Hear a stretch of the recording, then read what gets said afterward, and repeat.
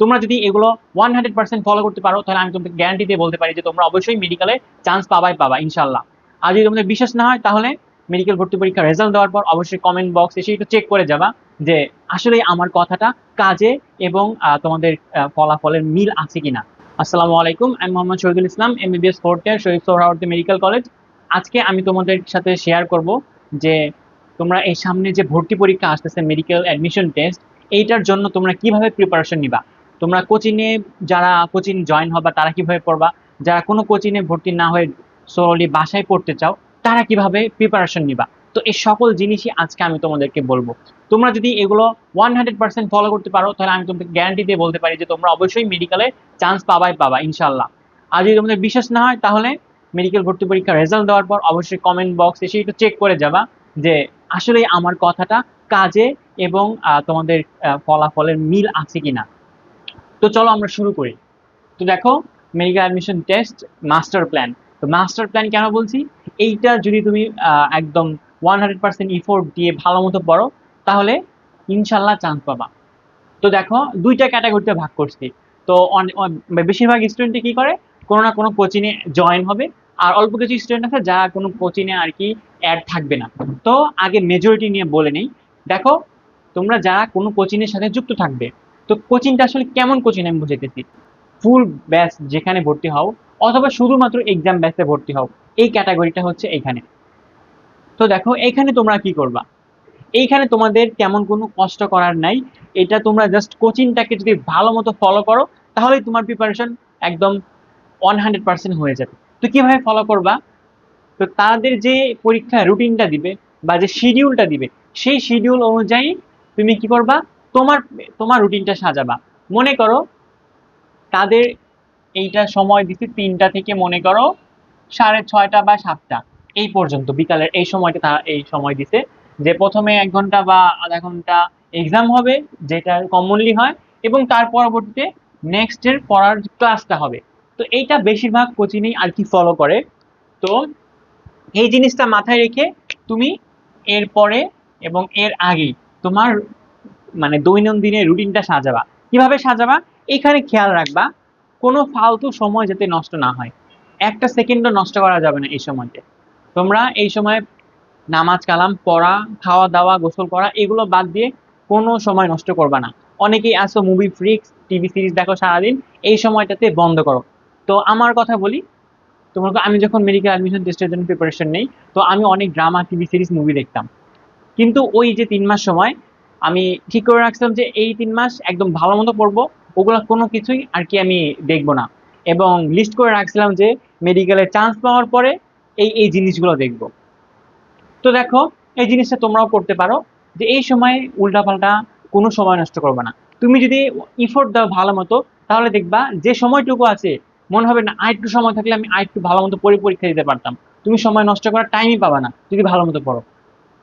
তো দেখো, এটা হলো রুটিনের কথা বললাম। তো রুটিন একদম মনে করো টাইম টু টাইম 6টা থেকে 10, 6টা 10 থেকে 15, 15 থেকে 30 এরকম করার দরকার নেই। তোমরা একটা লিমিট অনুযায়ী সাজায় নাও। এবার দেখো স্টাডি প্ল্যানটা তোমার কিভাবে হবে, কিভাবে তুমি পড়ালেখা করবা। তো সবার আগে যারা মনে করো ফুল ব্যাচে ভর্তি হবা তারা তো প্রতিটার জন্যই ক্লাস পাবা, সব টপিকের জন্যই ক্লাস পাবা। তো তোমরা ডাইরেক্ট কি করবা, সর্বপ্রথম ওই ক্লাসটা করলা।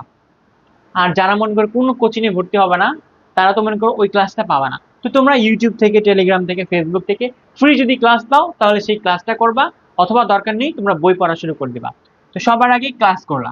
তো ক্লাস করলে তোমার লাভটা কি হবে, তুমি বুঝতে পারবা যে তোমার কতটুকু পড়তে হবে, কিভাবে পড়তে হবে, আর কি কি কঠিন জিনিসগুলো তুমি কিভাবে মনে রাখবা। তো এইগুলোর জন্যই কিন্তু এই মেডিকেল অ্যাডমিশন টেস্টের ক্লাসটা নেওয়া হয়। এখানে তোমাকে বেসিক বুঝাবে না, এখানে তোমাকে দেখায় দিবে এইভাবে পড়তে হবে, এইগুলা মনে রাখতে হবে।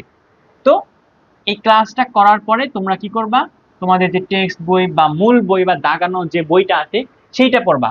বই দাগানো না থাকলে নিজে কি করবা, দাগানো বইয়ের পিডিএফ দিয়ে বইটা ভালো মতো দাগায় নিবা। তো কিভাবে এগুলো করতে হয়, আমার চ্যানেলে যদি তোমরা একটু একটু স্ক্রল করো দেখো এগুলো অনেক কিছু পেয়ে যাবা, যে একটা চ্যাপ্টার কিভাবে পড়তে হবে মেডিকেল অ্যাডমিশন টেস্টের জন্য। তো ওই ভিডিওটা দেখবা। তো বইটা আগে সবার প্রথমে দাগায় নিবা, যে চ্যাপ্টারটা পড়বা চ্যাপ্টার পুরোটা 5-10 মিনিটে দাগায় নিবা, এরপরে সেই জিনিসটা পড়বা। দাগানো লাইনগুলা জোর মানে একদম বেশি গুরুত্ব দিয়ে সবগুলো লাইনই পড়তে হবে। তুমি ফার্স্ট বার যখন ওই চ্যাপ্টারটা পড়তেছো, তুমি A to Z প্রতিটা লাইনই পড়বা, এবং এই সময় দাগানো লাইনগুলো 4-5 বার পড়বা, বেশি বেশি পড়বা যাতে ওইগুলো মনে থাকে। এর পরবর্তীতে যখন আবার পড়বা তখন শুধু দাগানো লাইনটা পড়লেই হবে, তখন আর কি তুমি ওইটুকু করতে পারবা। এরপর কঠিন জিনিসগুলো তুমি ছন্দ বা ট্রিক্স এগুলো ইউজ করবা। তো ছন্দ ট্রিক্স কিভাবে পাবা? এক, তুমি নিজে তৈরি করতে পারো। দুই, তুমি তোমাকে যে বই দাগানো বই PDF যেটা দিব সেখানে অনেক ছন্দ লেখা থাকবে, সেটা ব্যবহার করতে পারো। অথবা গুগল করতে পারো, অথবা এখন তো AI এর যুগ, ChatGPT কে জিনিসপাতি লিখে দিলেই ও সুন্দর সুন্দর ছন্দ বানিয়ে দিবে। তো এগুলোতে কঠিন জিনিসটা পড়তে পারবা। এরপরে সবচেয়ে ইম্পর্টেন্ট যেটা, সেটা হচ্ছে দাগানো বই পড়ার পর MCQ সলভ করতে হবে। এটা হচ্ছে most vital part. MCQ solve করার মাধ্যমে তোমার কিন্তু মেধা যাচাই হবে তুমি কিভাবে মানে পড়ছো, তোমার এই পড়াটা আসলেই কোনো কাজে দিচ্ছে কিনা। তো কিভাবে MCQ গুলো সলভ করবে, দেখো একটা একটা সিরিজ আছে, এই সিরিজটা তোমাকে ফলো করতে হবে, না হলে কিন্তু MCQ এটা কাজে আসবে না। তো সবার আগে মূল বইয়ের বা টেক্সট বইয়ের যে MCQ গুলো আছে, অধ্যায়ের শেষে যে 15-20টা থাকে, সেইটা একদম ভালো মতো সলভ করবা।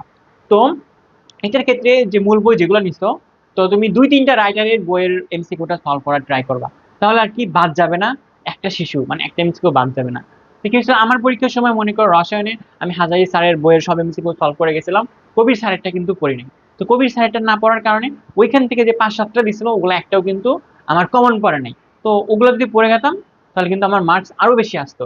তো এই ভুলটা করবা না। সবাই কি করবা, যে একাধিক রাইটারের বইয়ের শেষে যে MCQ আছে সেইটা পড়বো প্রতিটা চ্যাপ্টার শেষে। এরপরে বিগত সালের যে মেডিকেল ভর্তি পরীক্ষাগুলো হয়েছে সেগুলো, মানে কি কি MCQ আসছে ওই চ্যাপ্টার থেকে সেগুলো পড়বা। তো এটা কোথায় থেকে পাবা? এটা তোমরা মেডিকেল প্রশ্ন ব্যাংক যেটা আছে সেটা খুঁজলেই পাওয়া যাবা। অধ্যায় ভিত্তিক দেওয়া থাকে যে এই অধ্যায় থেকে এগুলো মেডিকেল ভর্তি পরীক্ষায় আসছে, তো ওই বই এগুলো পাওয়া যাবা। এরপরে কি করবা, এইটা সলভ করার পরে সময় যদি থাকে তাহলে প্র্যাকটিস বই সলভ করবা। প্র্যাকটিস বই কি, ওই চ্যাপ্টারের মনে করো 100-150টা MCQ থাকে, মানে বিভিন্ন রাইটারের বিভিন্ন ইয়ারের অনেক MCQ দিয়ে দেয়, ইম্পর্টেন্ট যেগুলো ওখান থেকে আরো সম্ভাবনা অনেক বেশি থাকে। তো ওই প্র্যাকটিস বই থেকে MCQটা সলভ করবা। তো আগে কিন্তু এই সিরিয়ালটা ফলো করবা, মূল বই বিগত সালের মানে মেডিকেল ভর্তি পরীক্ষার কোয়েশ্চেন, এরপর প্র্যাকটিস বই থেকে তোমার MCQটা সলভ করতে হবে। তো এইগুলো সলভ করলেই তোমার মোটামুটি হয়ে যাবে। তো দেখো, এই তুমি MCQ জিনিসটাই তো মেন। তো তুমি কোচিং এ এক্সামে পরীক্ষা দিলা, অথবা প্র্যাকটিস বুকে তুমি কি করলা, সলভ করলা। তো যারা কোচিং এ পরীক্ষা দিতে পারবা না তারা প্র্যাকটিস বইটাই ভালো মতো পড়বা। তো মূল বই, বিগত সালের কোশ্চেন, প্র্যাকটিস বুক, তো এই জায়গা তোমার পড়ার সময় তোমার অনেকগুলো ভুল হবে, যে না আমি ভাবছিলাম এটা হবে কিন্তু হয়েছে এটা। তো তুমি এগুলো করার সময় কি করবা, ডাইরেক্ট অ্যান্সার দেখে থেকে উত্তর করো না কিন্তু, তুমি আগে নিজে একটা উত্তর দিবা, তারপর মিলাবা ঠিক আছে নাকি নাই। তো দেখবা তোমার প্রচুর ভুল হইতেছে। তো সেই ভুলগুলা কি করবা, তুমি কারণ সহ করবা, যে কেন ভুল হয়েছে, আমি ওইটা কেন ভাবলাম ওইটা কেন হলো না। এটা করার পরে জিনিসটা কি করবা, তোমার মেইন বইটা হাইলাইট করে রাখবা। মনে করো লাল মার্কার দিয়ে হাইলাইট করে রাখলা, যে তাহলে বুঝবা যে লালটা মানে কি এখানে আমার ভুল হয়েছিল। তাহলে তুমি ওই জায়গাটা আবার নেক্সট ডে ভালো মতো পড়বা। তো এই ভুলগুলো তুমি ভালো মতো সলভ করবা, হাইলাইট করে রাখবা মেইন বইয়ের ভিতরে। এরপর দেখো তোমার কি থাকবে, কোচিং এ যারা ভর্তি হবা, এক্সাম বেসে যারা থাকবা, তারা প্রতিদিনকার জন্য ডেইলি এক্সাম থাকবে, এটা দিবা। এটা দেওয়ার সাথে সাথে উইকলি থাকবে, উইকলি এক্সাম, মান্থলি এক্সাম থাকবে। এরপর পেপার ফাইনাল, মানে মনে করো পেপার 1 পেপার 2 এটা ফাইনাল এটা হবে। তারপর একটা সাবজেক্ট হিসেবে সাবজেক্ট ফাইনাল হবে। সব সাবজেক্ট হিসেবে মডেল টেস্ট হবে। তো সবগুলা পরীক্ষায় দিবা, সবগুলা পরীক্ষায় দিবা, সবগুলা পরীক্ষার কোশ্চেনই যা ভুল হবে ভালো মতো সলভ করবা, তারপর মার্ক করে দাগ মানে বইয়ের মধ্যে দাগে রাখবা। এরপর দেখো, এগুলো করলে কি হয়ে গেল, তোমার কিন্তু পড়াশোনাটা প্রিপারেশনটা অনেক ভালো হলো। তো এটা হচ্ছে প্রসেস, তুমি কিভাবে আর কি আগাবা। এখন তোমাদের জন্য কিছু অ্যাডভাইস দিব, সেটা হচ্ছে কি, তোমরা যারা কোচিং এ এক্সাম দিতেছো তারা প্রতিটা এক্সাম দেওয়ার আগে খুব ভালো মতো চ্যাপ্টারটা পড়ে যেতে হবে, অনেক ভালো মতো পড়তে হবে, যা স্টেপ বললাম ক্লাস, দাগানো বই, MCQ সলভ সব কিছু করে তারপর পরীক্ষা দিবা, যতটুকু আর কি পারা যায়। ওগুলা করার পর তোমরা সব এক্সাম দিবা ভালো মতো প্রিপারেশন নিয়ে। ভালো মতো প্রিপারেশন না নিলে কিন্তু হবে না। এরপর দেখো, এই পরীক্ষা দেওয়ার মধ্যে দেখবা কি, তোমরা ডেইলি এক্সামে 50-এ পাইতেছো 35, 40, 42 এরকম পাইতেছো। বাট অনেক স্টুডেন্টই দেখবা কত 50-এ 50, 50-এ 49 পাইতেছে। তোমার সিরিয়াল হয়ে গেছে কত, তোমার সিরিয়াল হয়ে গেছে 10,000-এর মধ্যে 3,000, 4,000, তারপরে 1,800, 1,500 এরকম।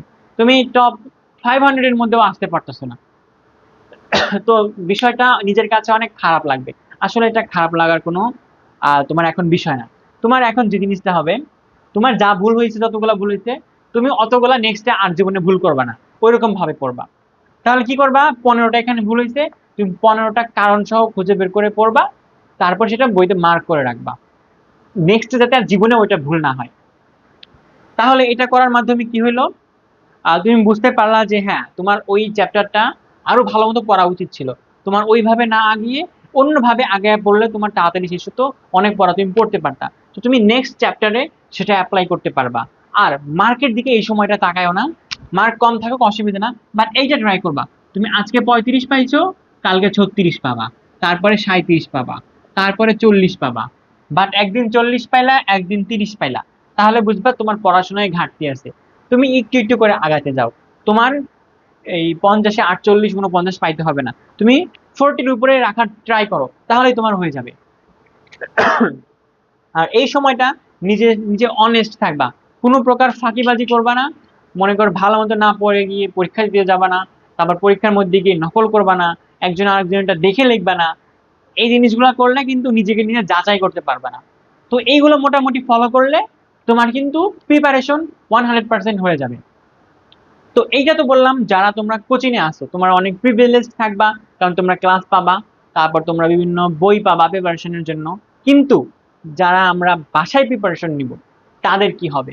তাদের তো কোনো বই দিবে না, কোনো ক্লাস পাবা না, কিচ্ছু পাবা না। তো এগুলো কি করতে হবে, নিজের জোগাড় করে নিতে হবে। বুঝছো, কি করতে হবে, নিজের জোগাড় করে নিতে হবে। তো ফার্স্ট যে জিনিস জোগাড় করতে হবে, একটা ভালো একটা রুটিন জোগাড় করতে হবে। কিসের রুটিন? এক্সামের রুটিন। এই দেখো এখানে এক্সাম ব্যাচ, ফুল ব্যাচ আছে না, তোমরা এক্সাম ব্যাচের একটা রুটিন কালেক্ট করবা। তুমি এই বছরেরটাই না পারো, তুমি প্রিভিয়াস ইয়ারের একটা রুটিন কালেক্ট করলা, বা তোমার যারা যেসব বন্ধুরা ভর্তি হয়েছে তাদের কাছ থেকে একটা রুটিন কালেক্ট করে নিবা। রুটিন কালেক্ট করলে কি হলো, তুমি সেই রুটিন অনুযায়ী নিজে নিজে কি করবা, ওই দিনের পড়াটা শেষ করবা এবং তার উপরে এক্সাম দিবা। এর জন্য কি করতে হবে, তোমার রুটিন কালেকশন করতে হবে। এটা কিন্তু অনেক ইম্পর্টেন্ট ব্যাপার। না হলে তোমার কি করতে হবে, নিজের কিন্তু একটা, মনে করো 60 ডে এর একটা প্ল্যান বানাতে হবে, যে প্রতিদিন আমি এই এই চ্যাপ্টার পড়বো, তারপর মান্থলি আমার এগুলো শেষ হবে, এরপর আমি এই চ্যাপ্টার, মনে করো বায়োলজিতে ফার্স্ট পার্টে 12টা চ্যাপ্টার আছে, 12টা চ্যাপ্টার শেষ হলো, এরপর আমি পেপার ফাইনালের জন্য এক্সাম দিব, তারপরে আবার দুইটাই শেষ হয়ে গেলেই সাবজেক্ট ফাইনালের জন্য এক্সাম দিব, আবার লাস্টে মডেল টেস্ট দিব। তো নিজের প্ল্যান করতে হবে, এটা অনেক মনে করো টাইম কনজিউমিং, আমরা অনেকে করতে পারবা না। এর জন্য সবচেয়ে সহজ উপায় হচ্ছে একটা এক্সামের রুটিন কালেকশন করা, তুমি যেভাবে পারো কালেকশন করো।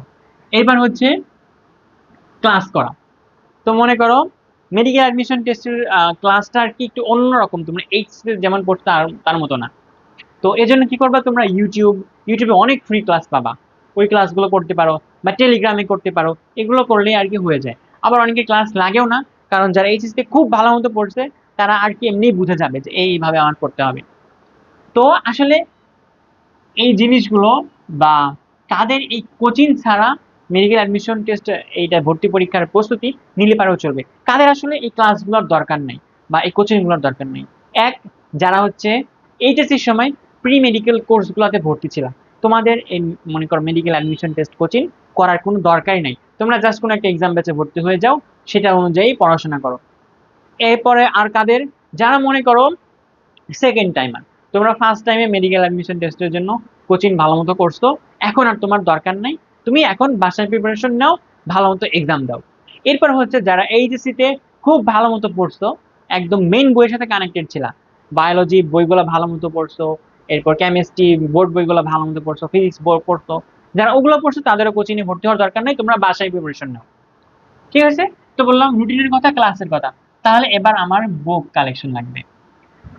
তো মেডিকেল ভর্তি পরীক্ষার জন্য আমাদের আসলে কি কি বই দরকার, কি কি বই আর কি রাখলে আমার প্রিপারেশন নেওয়াটা সহজ হবে। তো দেখো আমি তোমাদেরকে একটু শর্টে বলে দিই।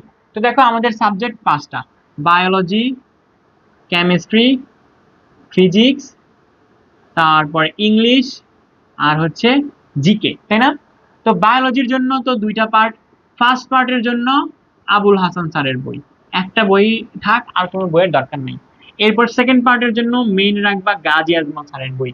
এরপরে শুধুমাত্র এমসিকিউ এর জন্য তুমি মনে করো সেকেন্ড হিসাবে তুমি আলিম স্যারের বইটা রাখতে পারো। এটা পুরোটা পড়ার দরকার নেই, কারণ তুমি মানে টাইমই পাবে না। এরপর কেমিস্ট্রির জন্য হাজারি স্যারের বই, দুইটা পার্টি, হাজারি স্যারের বই, এটা মেন বই হিসেবে পড়বা। আর এমসিকিউ এর জন্য, এটাতে এমসিকিউ এর জন্য বললাম আলিম স্যার, এখানে এমসিকিউ এর জন্য তোমরা রবিউল স্যারের বইটা নিবা, রবিউল স্যারের বইয়ের লাস্টের এমসিকিউটা পড়বা। ফিজিক্স এর জন্য তুমি ইসহাক স্যার, ইসহাক স্যারের বইটা পড়বা। তারপর ইংলিশের জন্য অ্যাপেক্স, এটা অনেক ভালো, অথবা রয়্যাল ইংলিশ আছে, সেটাও পড়তে পারো। আর জিকের জন্য এমপি3, এটা অনেক ভালো, এমপি3 এটা পড়তে পারো। তো এটা বললাম মেইন জিনিস, তোমার মেইন হিসাবে এটা পড়তে হবে। কিন্তু এগুলো পড়ার পরেও আমাদের অনেক কিছু লাগবে। তো 1 নম্বরে এক্সট্রা যে জিনিসটা লাগবে সেটা হচ্ছে মেডিকেল কোয়েশ্চেন ব্যাংক, এটা আমার লাগবে। মেডিকেল কোয়েশ্চেন ব্যাংকে কি থাকবে, এখানে বিগত ইয়ারে কি কি কোয়েশ্চেন আসছে, চ্যাপ্টার ভিত্তিক কি কি কোয়েশ্চেন আছে, সেইটা এই কোয়েশ্চেন ব্যাংকে দেওয়া থাকবে। এটা তোমরা কালেক্ট করবা চ্যাপ্টার ভিত্তিক, যেমন বোটানির ফার্স্ট চ্যাপ্টার থেকে কি কি কোয়েশ্চেন আছে মেডিকেল ভর্তি পরীক্ষায়, ওইরকম যে বই আছে সেটা কালেক্ট করবা। যেমন মনে করো উন্মেষে মেডিকেল কোয়েশ্চেন ব্যাংক, এটা কিন্তু এরকম, আমি ওইটা দেখছি এই জন্য বললাম, তোমরা অন্যান্য যে কোনোটা ফলো করতে পারো। এরপর দেখো একটা কি দরকার, তোমার একটা প্র্যাকটিস বই লাগবে, প্র্যাকটিস বুক। তোমরা যারা বাসায় প্রিপারেশন নিতেছো অবশ্যই একটা প্র্যাকটিস বুক লাগবে, এটা হচ্ছে তোমার কি এক্সাম দেওয়ার জন্য মেইন বই। এরপর একটা লাগবে কি মডেল টেস্টের বুক, মডেল টেস্টের বুক, এখানে পেপার ফাইনাল, সাবজেক্ট ফাইনাল, তারপরে মেডিকেল অ্যাডমিশন টেস্টের আদলে অনেকগুলো কোশ্চেন থাকবে। তো এই 3 ধরনের বই তোমার কিন্তু এক্সট্রা দরকার হবে এই সময়টাতে। তো দেখো তোমরা যারা বাসায় প্রিপারেশন নিতেছো তোমাদের রুটিন কালেকশন হয়ে গেল। যাদের ক্লাস দরকার তারা ইউটিউব, ফেসবুক বা টেলিগ্রাম থেকে ফ্রি অনেক ক্লাসগুলো পেয়ে গেলাম। এরপরে ইম্পর্টেন্ট যে জিনিসটা সবচেয়ে, সেটা হচ্ছে এই বুক কালেকশন। তো এই বইগুলা তুমি কালেক্ট করলা, এখন তোমার কাজ কি, এখন তোমার কাজ পড়া আর এক্সাম দেওয়া। কিভাবে পড়বা, এক্সাম দিবা, আবার এখানে চলে আসো যা দেখাইলাম, এইভাবেই তোমার কাজটা ফলো করতে হবে। তো এখানেও তোমার রুটিন বানাতে হবে, কেমন রুটিন, ওই এক্সামের রুটিনটা ফলো করে তার আগে তুমি এবং পরে তুমি কিভাবে পড়বা সেটা তুমি সাজায় নিবা। এরপরে স্টাডি প্ল্যান, এখানেও কি তোমার যদি ক্লাস করার দরকার হয় তুমি একটা ক্লাস করে নাও ইউটিউব, ফেসবুক বা টেলিগ্রাম থেকে। এরপরে তুমি দাগানো বইয়ের পিডিএফ অনুযায়ী বইটা দাগায় নাও ভালো মতো। এরপর এ টু জেড দাগানো লাইন, দাগানো ছাড়া লাইন প্রথমবার সব পড়ে ফেলবা। এরপরে যখন আবার রিভিশন দিবা তখন শুধু দাগানো লাইন পড়ো, অসুবিধা নেই। তো দাগানো লাইন পড়লা, যেগুলো তোমার কঠিন লাগতেছে সেই জিনিসটা তুমি বিভিন্ন ট্রিক্স ট্রিপস এগুলো ব্যবহার করলা, এটা তুমি গুগল, চ্যাট জিপিটি এখান থেকে বানিয়ে নিতে পারবা, নিজে নিজেও বানাতে পারবা। এরপর দাগানো বই পড়া শেষ, এবার এমসিকিউ সলভ করবা। আগে মূল বইয়ের এমসিকিউ, বিভিন্ন রাইটারের এমসিকিউ সলভ করবা, তারপর বিগত বছর কি কি মেডিকেল ভর্তি পরীক্ষায় কোশ্চেন আছে সেটা পড়বা। এরপর প্র্যাকটিস বই সলভ করবা। এরপর যে কাজ, তুমি যেসব পরীক্ষা দিয়েছো বা প্র্যাকটিস বুকে যা প্র্যাকটিস করতেছো, তোমার যা যা ভুল হয়েছে সেগুলো সলভ করা। কেন ভুল হলো, এটা তোমার কেন এই অ্যান্সারটা দিলা, এটা অন্য অ্যান্সার হবে সেটা খুঁজে বের করা, এবং মেইন বইতে এটা হাইলাইট করে রাখা। নেক্সট টাইমে তো আমি কোশ্চেন খুলে খুলে সব করবো না, আমি তখন জাস্ট কি করবো, তুমি মেইন বইটা চোখ বুলাবা, তখন এই মনে করো লাল কালি করে রাখবা, ওগুলো সব তুমি জাস্ট ওটা ফলো করবা যে না আমার এখানে ভুল হয়েছিল। এরপরে মডেল টেস্ট এবং প্র্যাকটিস বুক অনুযায়ী, অথবা যারা কোচিংয়ে ভর্তি ছিল তাদের ওই daily exam, weekly exam, monthly, paper final, subject final সব এক্সাম দিবা। আবার এখানেও যা ভুল হয়েছে এটাও তুমি মার্ক করে রাখবা। তো দেখো তুমি যে কোচিং ছাড়া যদি থাকো তাহলে ওই জিনিস কালেক্ট করার পরে স্টাডি প্ল্যানটা কিন্তু সেম, স্টাডি প্ল্যান একদম সেম। আর সবার একই অ্যাডভাইস, আবার এখানে কি করবা, নিজে সৎ থাকবা, একদম ভালো মতো প্রিপারেশন নিয়ে তারপরে এক্সাম দিতে বসবা। এক্সামে ভুল হোক অসুবিধা নাই, চূড়ামি করবা না কোনো, যা মার্ক পাও এই মার্ক নিয়ে নিজেকে ইমপ্রুভ করতে চেষ্টা করবা। তোমার বন্ধুর মার্কের সাথে তুলনা করবা না, তুমি পাইছো 35, বন্ধু পাইছে 45, তোমার প্রিপারেশন নেওয়া তাই লস হইতেছে না। তুমি এখন 35 পাইতেছো, তুমি পরের দিন 37 পাবা, তারপর 40 পাবা। এইভাবে এভাবে তুমি আগাতে থাকবা, নিজের ইমপ্রুভমেন্ট করবা। তোমার যেটা একবার ভুল হয়েছে এটা যদি আবার পরবর্তীতে কোশ্চেন আসলে ওটা ভুল না হয়, সেই জিনিসটা খেয়াল রাখবা, তাহলেই হবে। ইমপ্রুভ ইউর সেলফ, আরেকজনের সাথে কম্পেয়ার করে দরকার নাই, নিজেকে নিজে আস্তে আস্তে বাড়াও। তো এই জিনিসগুলো যদি তুমি ভালো মতো ফলো করতে পারো তাহলে আমি আশাবাদী যে তোমরা মেডিকেল অবশ্যই চান্স পাবা। আমি এই জিনিসটা কিন্তু ফলো করছি। আমার কথা বলি, তো আমার প্রিপারেশন আসলে কেমন ছিল। আমি কিন্তু মনে করো আমার ওরকম কোচিং বা ক্লাসের দরকার নেই। আমি মনে করো এইচএসসি তে অনেক ভালো মতো বইগুলোই ভালো মতো পড়ছিলাম, ওইরকম কোচিং ক্লাসে পড়ছিলাম। তো ওগুলোর কারণে কি হয়েছে আমার, তখন আর এক্সট্রা ক্লাসের দরকার হয় নাই। আমি ইউটিউব ফেসবুকে ক্লাস যা পাইছি ওটা করলেই হয়ে গেছে। আমি একটা এক্সাম ব্যাচে ভর্তি ছিলাম, সেই এক্সাম ব্যাচে রুটিন অনুযায়ী পড়াশোনা করছি আর এক্সাম দিছি, আর এই নিয়মটা ফলো করছি। আমার কি হয়েছে, আমার ভালো একটা মেডিকেল কিন্তু আসছে। তো তোমাদেরও আসবে। আর তোমরা যারা মনে করো এই ভিডিও দেখছো, তোমরা যারা মেডিকেলে চান্স পাবা, অবশ্যই কি করবা, রেজাল্টের পরে কমেন্টে এসে লিখে দিবা যে ভাইয়া আমি এতে চান্স পাইছি, আমার জন্য দোয়া করবেন। তোমাদের সবার জন্যই দোয়া থাকবে। তো এর জন্য কি করতে হবে, এটা যদি করতে চাও অবশ্যই চ্যানেলটাকে সাবস্ক্রাইব করে রাখো, লাইক রাখো দিয়ে, আর কমেন্ট এখন করে রাখো যে ভাইয়া আমি ডিটারমিনেশন নিতেছি যে আমি এটা ফলো করব, ইনশাল্লাহ চান্স পেয়ে দেখাবো। তো বেস্ট অফ লাক তোমাদের সকলকে। অনেক শুভকামনা রইল, তোমরা ভালো মতো প্রিপারেশন নাও। তোমাদের সাথে ক্যাম্পাসে দেখা হবে ইনশাআল্লাহ। আজ এ পর্যন্তই, আসসালামু আলাইকুম।